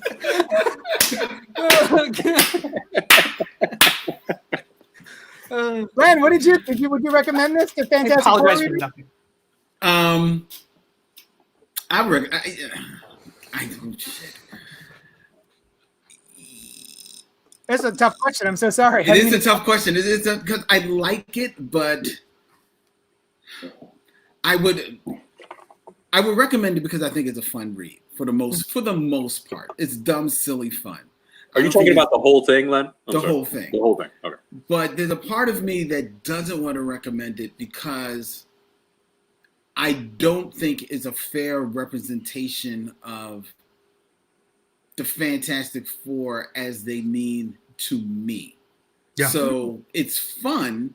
So you'll read it and be like, oh, that was a fun book. And then you'll put it up on your shelf. But I feel like the Fantastic Four is so much more than that. And so I don't feel this trade alone is enough to sell it. Like having read all of them, if you have the first three, if that first three trades were a trade, I'd say get that. But I think that this alone doesn't sell it enough that'll make you want to buy the next trade. I bought it because I'm a Fantastic Four guy. Let me ask this. Go ahead. Let me ask you this, Len. I just want to ask you this. If I could just ask you this real quick. Let me ask you this. Did all the trade paperbacks have 4 issues? They're very small. I think if they're not 4 issues, there may be 4 issues and a couple of short stories. Okay. Well, I didn't know if that was like their theme of like, oh, it's the Fantastic Four, so every volume's only going to have 4 issues because we're being cute. And maybe that is the deal. I buy that deal, but that just makes it even more egregious that none of them have one singular artist for the entire story. Yeah. That bummed me out. I'm like, Sarah Pichelli, we couldn't do 4 issues? Like we couldn't 4 before she left? Really? Right.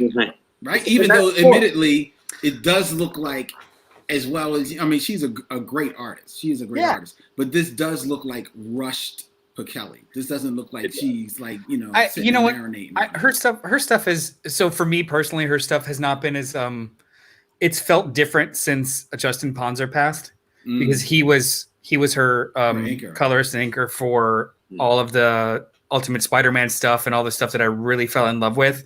And since then it's like it hasn't been the same kind of dynamic, or it hasn't, like, her sketches are like, her pencils are there, but it just doesn't have the same pop like it did. Yeah, maybe she's not getting the same finishing on it. The same kind of teamwork or camaraderie that they had together. It's just it's missing something in translation personally for me.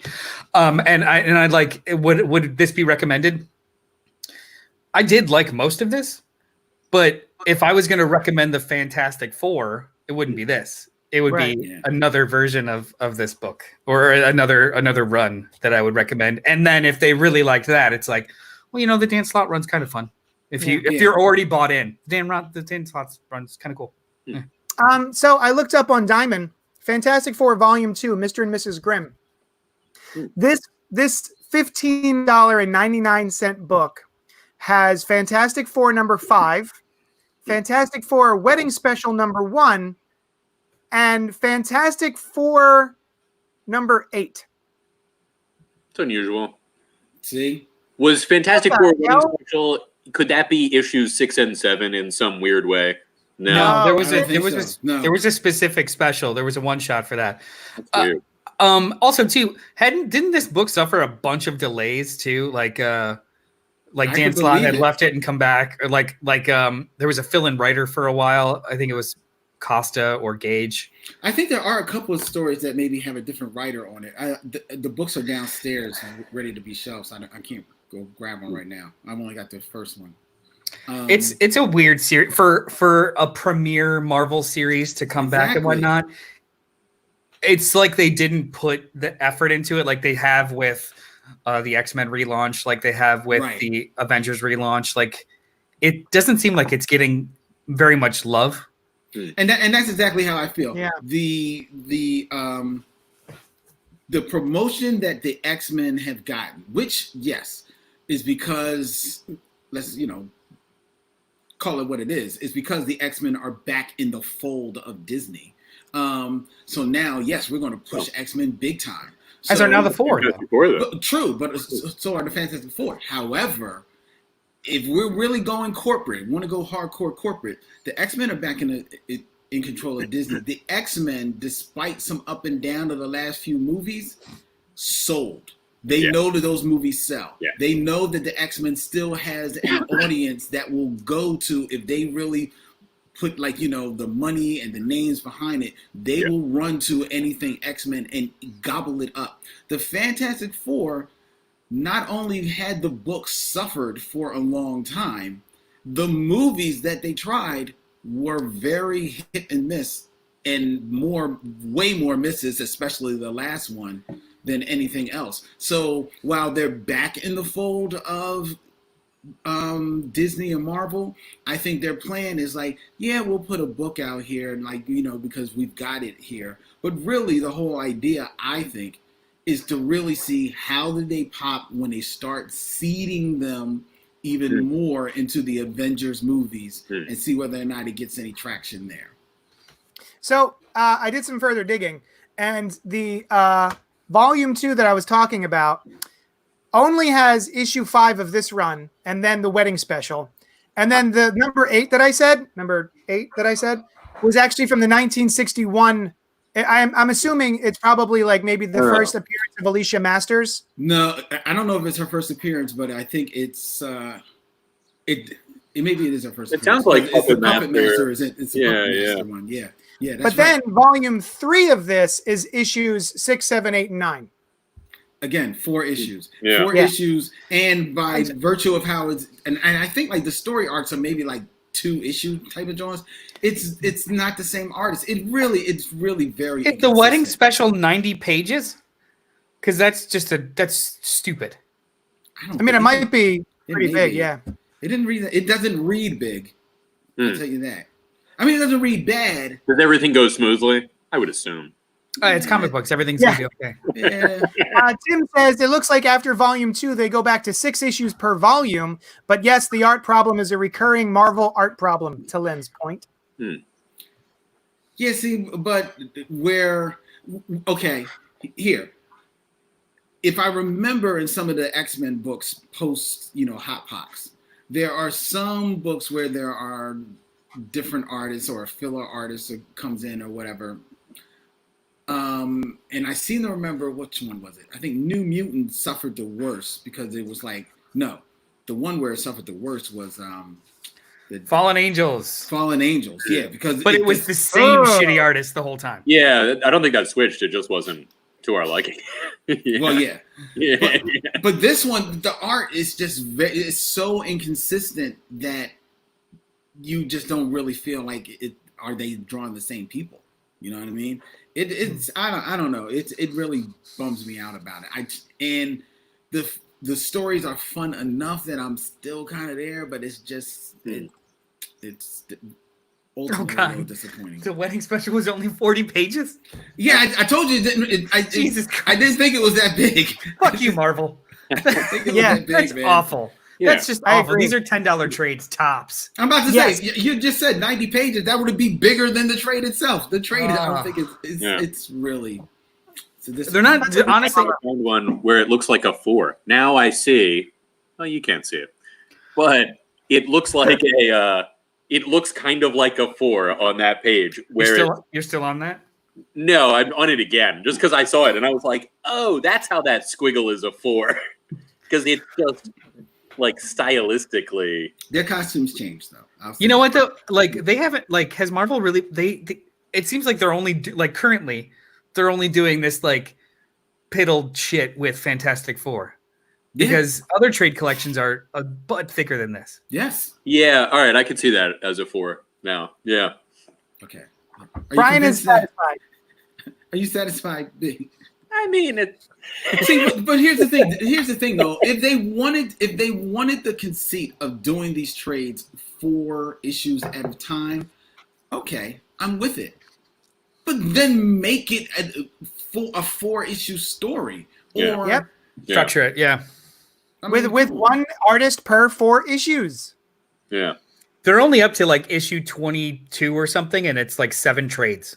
This is stupid. Is it 7 trades? Yeah, well, I think it's like 6. I assume eventually they're going to do like a complete collection. Oh yeah, they'll probably do like they're putting out the Hickman runs now. They'll do a Dan Slott collection. And In a whole conversation of its own, Marvel addressed the price of their trades a couple years back. There's a reason that they priced them that high. Profit. Yeah. Yeah, because people pay. Yeah. Surprise! I assume he's still typing what that reason is, or are we supposed to speculate? I think profit's it. I think it might be. Noel? Why? Do you want to talk about next week, or are we still like who? Brian, would you recommend this? Would I recommend Fantastic Four? The one that we're talking about right now? Yes. Yeah, I would recommend it. I'm still going to read the next one. I definitely want to catch up. I really enjoyed this first 4 issues. I really liked it. But I also want to go back and reread that Mark Waringo? Mike Wieringo. Mike Waringo. Ringo. Does he draw that whole run? I think so. I'm not sure, but he drew most of it. Good chunk of it, if not all of it. Okay, because I don't know if I've read the whole thing. I might need to go pick that up. I'm picking up the Hickman run because I had a whole bunch of the trades, but then I saw they were putting them out in completes. So I was like, all right, I'm just gonna buy the Hickman run. Those are like the biggest whales for omnibus hunters. They've been out of print forever. The original Hickman trade. The Hickman omnibus. It was two large collections in hardcover. People have been trying to like sell them online for $200 or $300 a pop or more. I'm like, fuck you. Maybe I've tried issue 1 of that several times, and I don't think I've gotten further than issue 2. You're not a giant fan of the Dale Hickman Eaglesham, run. though, right? I'm not, no. Yeah. Stuff on JSA. Tim has moved on. He's saying the Raid Ringo fun was so much fun, and I guess he's not going to tell us what the reason is that the price so high. What do we want to talk about next week? I thought it would be interesting to do something sort of like Christopher Goodnight had suggested, but maybe not just convincing each other to read it, but if we could find maybe 2 each of our favorite single issue stories and get the other guys to read those. We don't have to decide exactly what we're going to do here on the air. Yeah. Well, actually, guys, hold on a second. Hold that thought.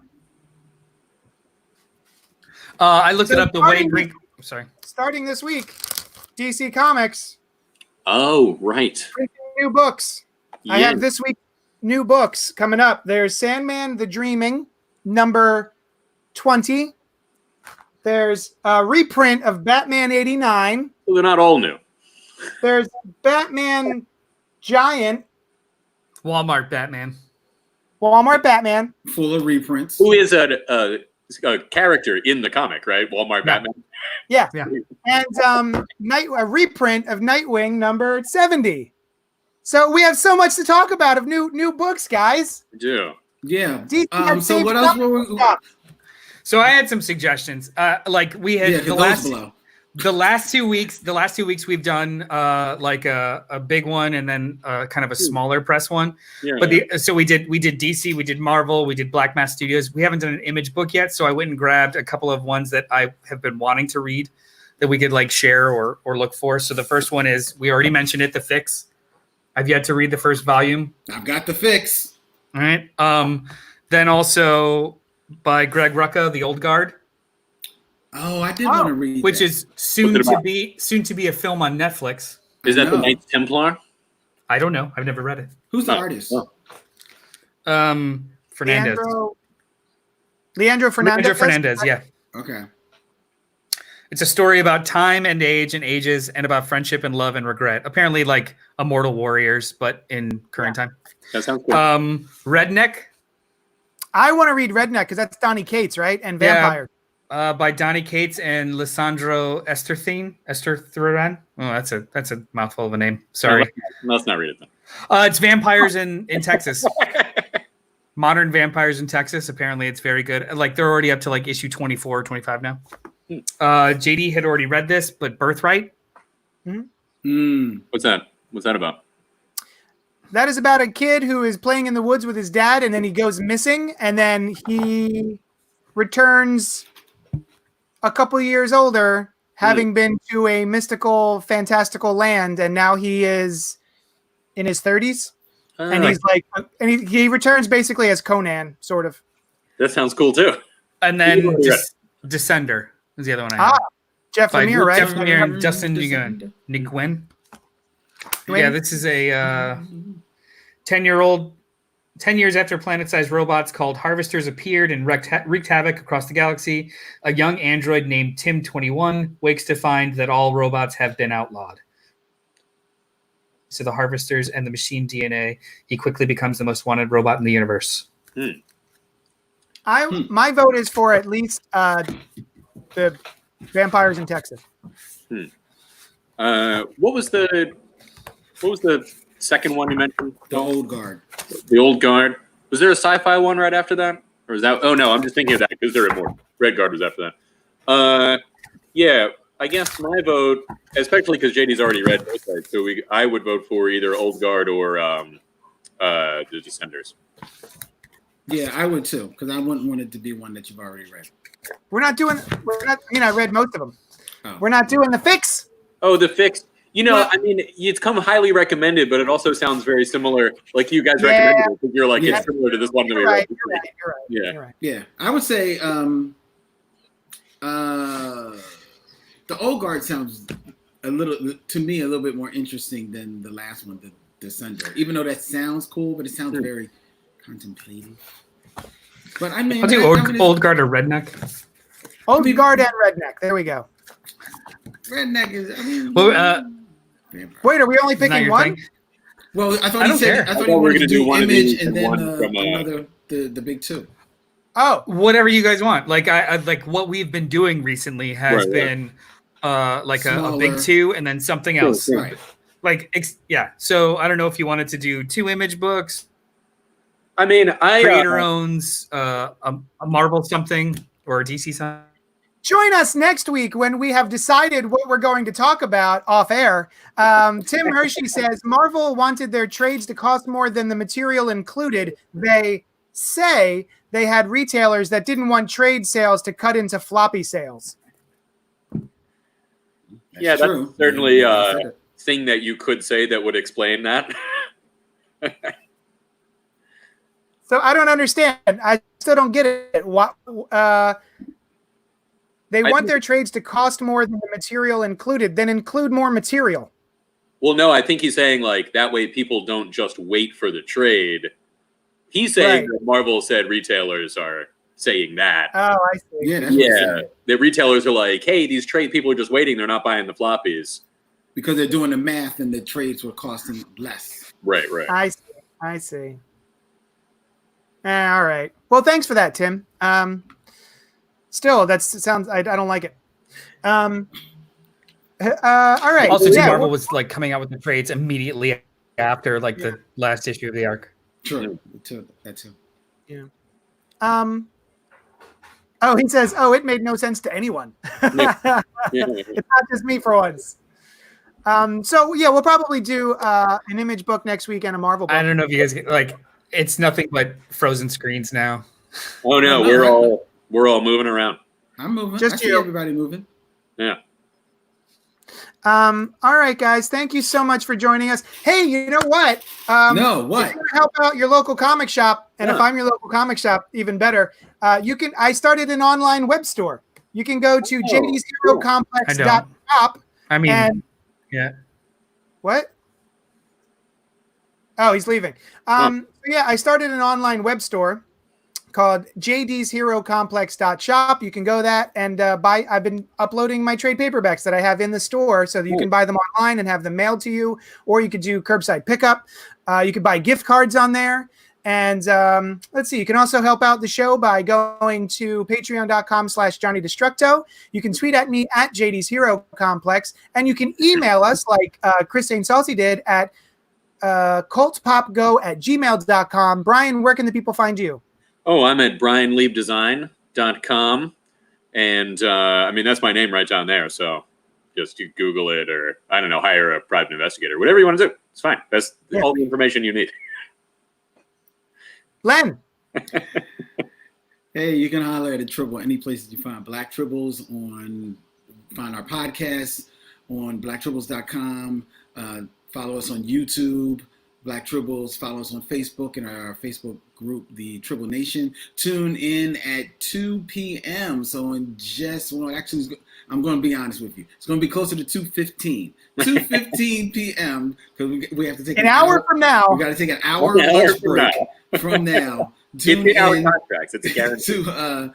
to the Facebook group Tribble Nation, or follow Black Tribbles on YouTube, where all four of us are going to return, and we're going to do a very special edition of Gutter Talk, where we pitch our investigative documentaries, ideas for get the Tiger King treatment but from a geek standpoint. What that geeky story you want to see broken down in an investigative documentary type of way. We're going to have fun with that. We want to hear from you. So tune in 2:15 and come and holla at a Tribble. Holla, holla, holla, holla, holla.